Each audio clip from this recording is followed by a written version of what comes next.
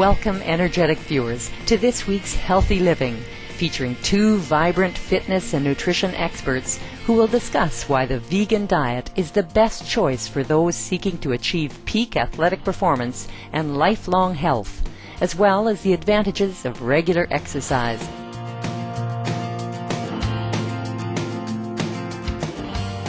Vegan triathlete Brendan Brazier of Vancouver, Canada, has been competing professionally since 1998, and in the past decade has achieved top 20 finishes in Ironman triathlons, non-stop competitions involving a 3.86-kilometer swim, a 180-kilometer bike ride, and a 42-kilometer run. Mr. Brazier is also the author of several books, including the bestseller The Thrive Diet, which introduces readers to the plant-based, whole foods lifestyle. In addition, he's a popular speaker on exercise, nutrition, and the environmental benefits of the vegan diet, and has his own line of convenient vegan meal replacement products called Vega. Lindsay von Kleist is a vegan professional master fitness trainer at Exclusive's Complete Fitness Center in Rancho Cucamonga, California, USA, who counsels clients on diet, daily exercise plans, and wise lifestyle choices. Both Brendan and Lindsay see more and more athletes and fitness enthusiasts embracing the vegan diet because of its many benefits.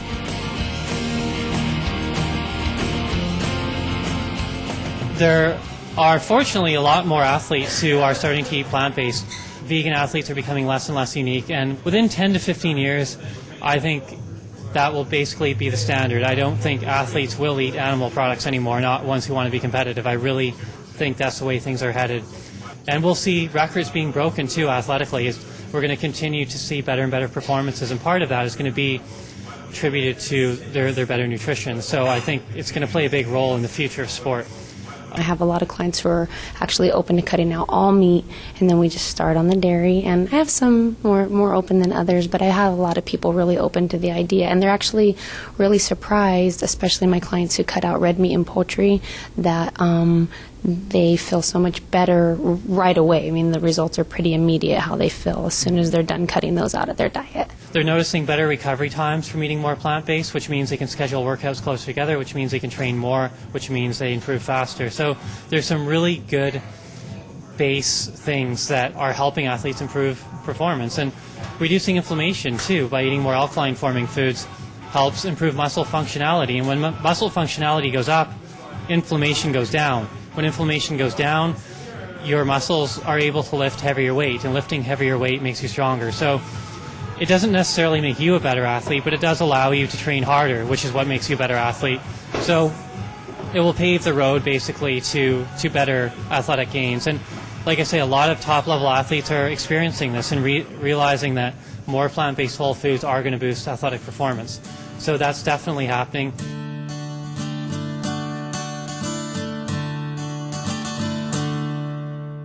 Some people still mistakenly believe that vegans don't get all the vitamins and minerals they need. This notion is based on myths and misinformation, since research has consistently shown that plant-based foods help improve one's health and well-being. Do you find yourself coming up against the misconception that a vegan diet is weak in nutrients? Yes, very, very often. I try to keep a lot of literature here that supports not only the actual physiology of the human anatomy, which would support an herbivore diet, a vegetarian diet, but also proof of other vegetarians and athletes, high performance athletes that have stuck to very strict vegan diets and could outperform any of us here in the gym. I find a lot of times it's a misconception about where do you get your protein from, and I tell them a lot of times not only is plants are very rich in protein, but it's just more absorbable. So your common way of getting protein out of your meat might have a quote-unquote higher ratio of protein, but how much of that is even being able to be absorbed, because our intestines are not really made to be able to absorb protein through the intestinal tract through breaking down something as acidic as meat into the body. You have the silverback gorilla, who has 98.7% the same DNA as. They are the strongest land mammal alive. They only plant protein. And imagine how big they get and how muscular, and their digestive tracts and their physiological responses are the exact same as ours.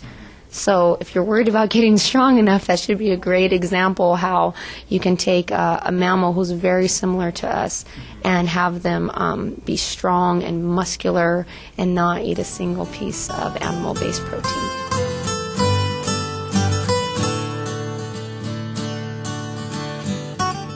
Mr. Brazier is deeply concerned that people are fueling themselves with animal-based foods because of their artificially low prices, and thus severely damaging their health. The resources that it takes to produce meat is huge. The oil, the land, all these things cost an incredible amount of money. So subsidies, which comes from taxpayers and government, is needed to prop up the meat industry.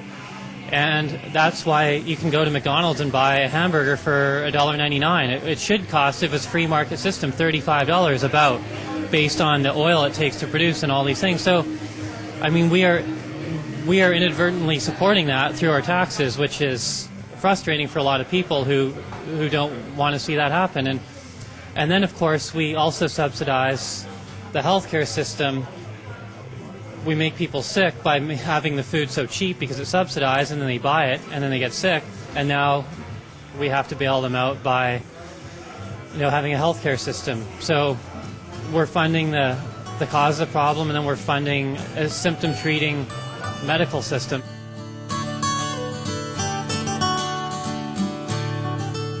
Incorporating an exercise routine into one's daily life is a smart move for many reasons. The respected U.S.-based Mayo Clinic says that exercising helps prevent or manage chronic conditions such as heart disease and diabetes, and also aids in controlling one's weight and getting a good night's sleep.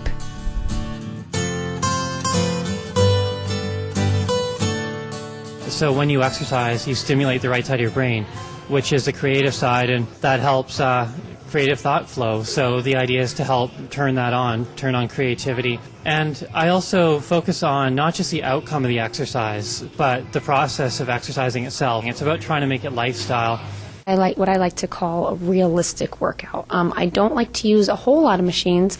I will use some to help isolate muscles, but what I like to do is body weight, where you're lifting yourself up, you're pushing yourself down, you're doing squats and lunges and push-ups.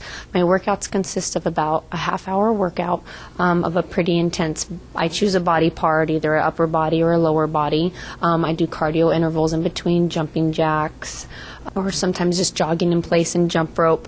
And then I have them do a set of core exercises and a lot of stretching. I'm really big on yoga and stretching to help get a lot of oxygen to the muscles. And then I have them finish up with cardio on their own. And somebody who would be maybe nervous about working out or doesn't think they can do it, these exercises are really cool, and they're so useful because they mimic things you would do in real life. You would go grocery shopping. You would lift this heavy bag of groceries. You would set it down. You would put the groceries away. So I do a lot of exercises that mimic bending and lifting and pulling and pushing, things that make your body strong for real life, not just to show off your muscles at the beach, but to be utilized in a daily life to make you healthier, help prevent injury, help prevent disease forming in older age. What are some of the misconceptions about physical training that you come up against? I get a lot of misconceptions that people think that they need to do a ton of cardio to lose weight, and actually cardio can actually be a hindrance if you want to maintain long-term weight loss. What happens is the body can only burn fat in what's considered your target heart rate. For any one person, that would be the number 220. They would minus their age, and that number you would want to do about 75 to 80% of that. And that would be your target heart rate. Outside of that target heart rate, the body can no longer use fat as oxygen source, and it will start to cannibalize the muscles, taking out the oxygen in the water. So what happens a lot of time is people are running and running and running trying to get this weight off, and the body starts to cannibalize their muscles. Muscles are what keeps fat off in the long run. So I really try to promote people coming in here and doing a lot of body weight and then very minimal cardio. Some nice brisk walks, some jogs. Once a week I take all my clients out on a 5-mile hike, but the majority of them walk it, and that's more for the long duration.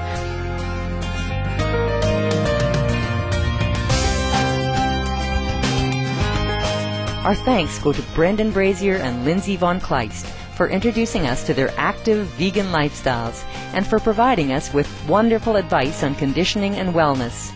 May you both enjoy continued success in your careers and reach even more people with your constructive message about realizing optimal health and the wonders of the plant-based diet. For more information on today's guests, please visit the following websites: Lindsay Von Kleist, www.exclusivefitness.com.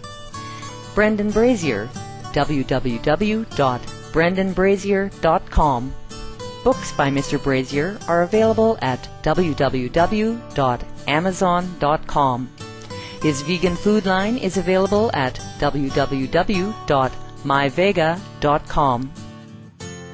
Thank you, spirited viewers, for your company today on Healthy Living. Coming up next is Science and Spirituality after Noteworthy News. May we always strive to care for others.